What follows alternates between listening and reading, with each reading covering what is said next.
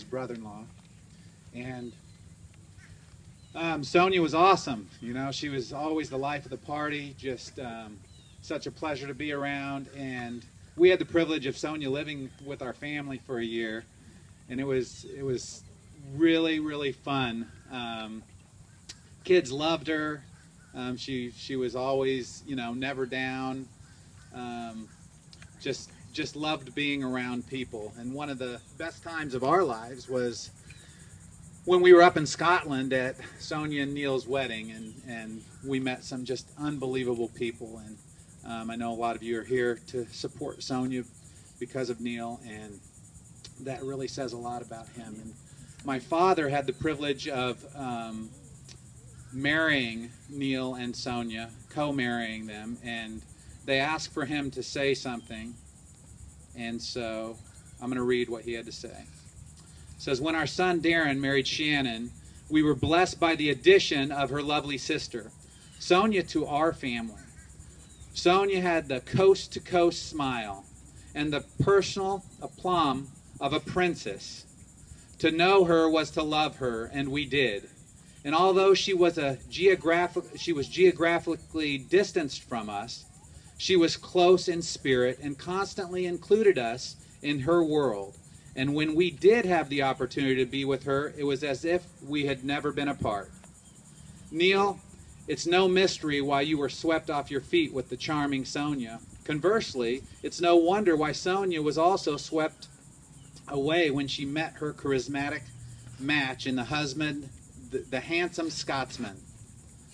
We stand in awe and admiration of your tremendous commitment to Sonja.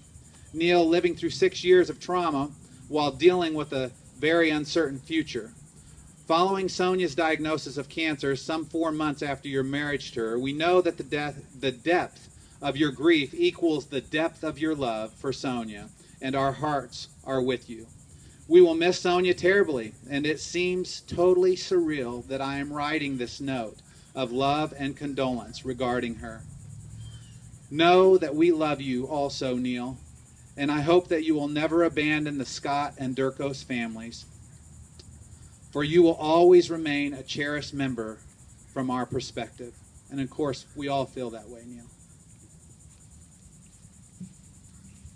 This is not in the program, but one of Sonja's closest friends that she's known for years couldn't be here today and wrote something really special about her, and I wanted to read that. This is a friend named Julia Westerbeck. They were two of a kind. If you ever saw them together, you would understand what I meant. She lives in Oregon.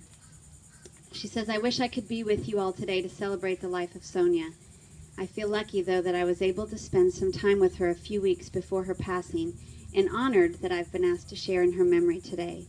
Though I'm not able to be here, my heart, love, and support are all with you, especially Bob, Linda, Shannon, Vera, and Neil, today and in all of the weeks, months, and years to come as we mourn our dear Sonja. She has created a bond between us that will never be broken. Cancer not only stole Sonja from us, but I feel stole a piece of Sonja from herself. Her free spirit was stifled, and though she held her head up high with pride, she could never reconcile what took so much from her. She left us on her own accord, on her own path, with family, friends, and God by her side. Sonja's magic began with stealing me away from her sister Shannon. It's true, she was my friend first. She drew me in with her Sonja ways, and I have considered her one of my closest friends ever since. Sorry, Shannon, she says.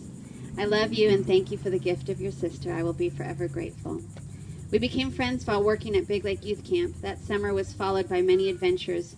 We were the perfect pairing. One friend who liked to lead and take control, that's clearly Sonja, and the friend who is happy to take the back seat. This proved to work well throughout our friendship, especially when the Bryan Adams Groupie Fest began. I was her sidekick and navigator as we road tripped our way up and down the West Coast in Canada, belting out, everything I do it for you, while traveling whatever distance required to attend his next concert. And as a side note, the day that Derin and I had our first date, Sonja and Julia trekked probably 6 hours to a Bryan Adams concert.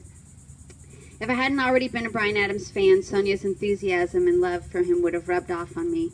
All you have to do is hear Bryan Adams' song on the radio and forever be reminded of Sonja, and maybe even find yourself belting out his music with a grin on your face, knowing that the intensity of her crush was a reflection of both her loyalty to her friends and family and her passion for life. We ultimately bonded over humor and laughter. She was that once-in-a-lifetime friend whose humor was on the same frequency as mine. The quirky sense of humor we shared became a shorthand in the way we communicated. Whether sharing inside jokes or just quoting in unison lines from Milo and Otis or Tommy Boy, Sonja was and still is my comedic muse. Even later, as our paths diverged, when long stretches of time would pass between conversations, we could immediately reconnect over this shorthand humor. The comic mannerisms, gestures, and expressions that I still use today originated with Sonja and get passed along daily to those I come in contact with. I see those people now using Sonja-isms, so that in that way she will live on in her legacy of laughter.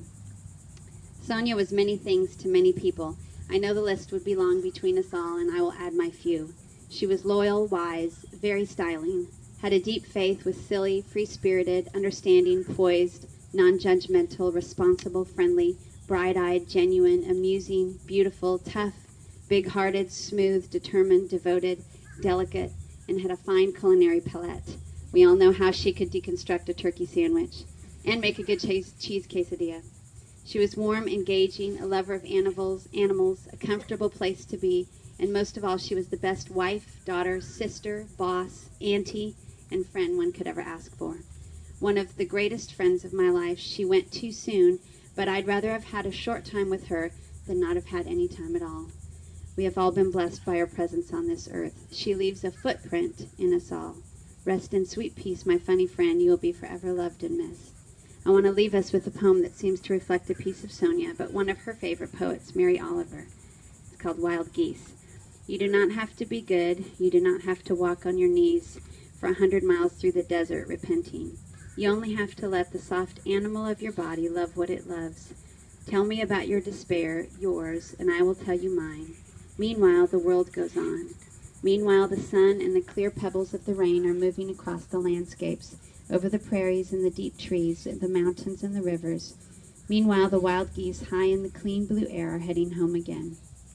Whoever you are, no matter how lonely, the world offers itself to your imagination, calls to you like the wild geese, harsh and exciting, over and over, announcing your place in the family of things.